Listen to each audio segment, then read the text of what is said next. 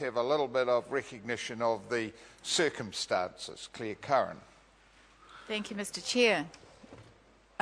Point of order, Mr. Chair. A point of order. It appears that the microphone isn't working. Yeah, no, it's working, and it's going out on television, and it's the audio in here that's kind of struggling, which is why I've suggested we kind of recognise the situation a little bit. So you're live, you're on air. Do that. Well, you can hold another one if you like as well. If it's working, it's not working.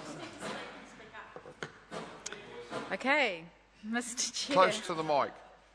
Mr. Chair, well, there's another debacle that's happening on our very doorstep,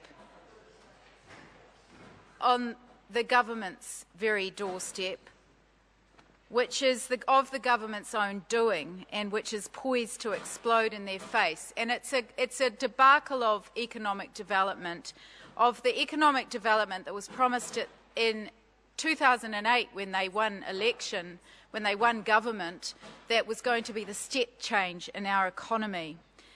Stephen Joyce's ill-thought-out ultra-fast broadband scheme, John Key's grand ultra-fast broadband idea, and Chorus's inability to deliver on the ultra-fast broadband scheme, and Crown Fibre Holdings' negotiation of the contract between the Crown and Chorus to build the $1.5 billion taxpayer scheme, which has been botched. It's a giant stuff-up. It's a giant stuff-up, and they know it.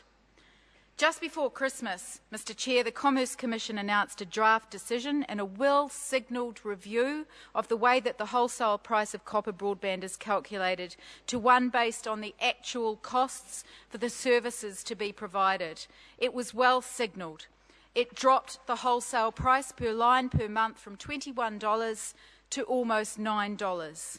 But the problem for the government is that people are not taking up fibre and they're not moving across to fibre. As a result, Chorus has held that its drop in income on its copper network will undermine the company, and it just couldn't keep on building the government's fibre network. So how did this happen? How did we get to this point? How did Chorus not know that this was likely? The telcos did. How did the government not know? So now we see their much flaunted broadband scheme coming unstuck, and the government doesn't know what to do about it except to try and stick its finger in the dike. It will do this by bypassing the Commerce Commission. Forget about them, it says. They don't matter. Let's change the law, says John Key, and he said it twice before Christmas. One of those times was in this House. Ross Patterson is the former Telco Commissioner for the Commerce Commission. He was respected and highly regarded across the industry and in government circles. He has described the government's response as unprecedented. He said, quote, "It is a fundamental principle of our telecommunications regulatory regime that the regulator is independent and is left to carry out its statutory role without interference or undue influence from the government." He said the government had crossed that line. Sound familiar? Think Sky City deals. Think $43 million loans to MediaWorks.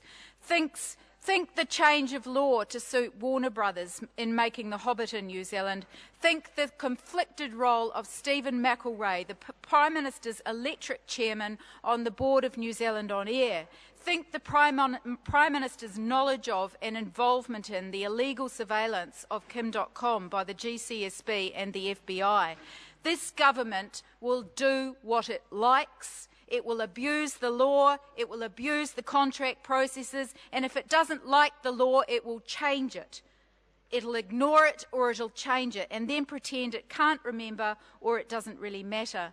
2 years ago, Stephen Joyce forced changes through to the Telecommunications Act to allow Chorus to be given $1 billion to roll out the bulk of its ultra-fast broadband network.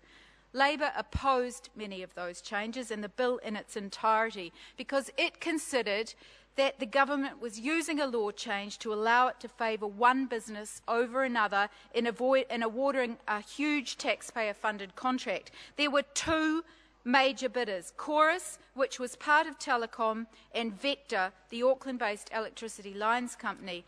Chorus won the job, as we predicted it would, not because it was the best bidder, but because the government had already decided that it would get the job.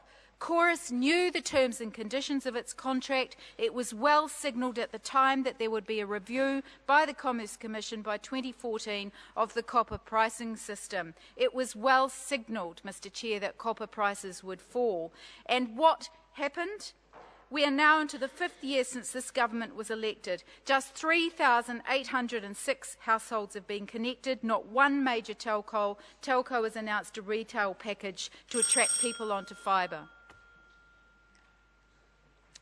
The question is that the report of the Commerce Committee on the financial review of the Ministry of Economic Development be noted. Those of that opinion will say aye. Contrary, no. The ayes have it. Now, I understand the next financial review members wish to debate is the financial review of the Ministry of Justice. The question is that the report of the Ministry of the Justice Committee on the 2011-12 financial review for the Justice and Electoral Committee on the Ministry of Justice. Some member seeking the call. Scott Simpson.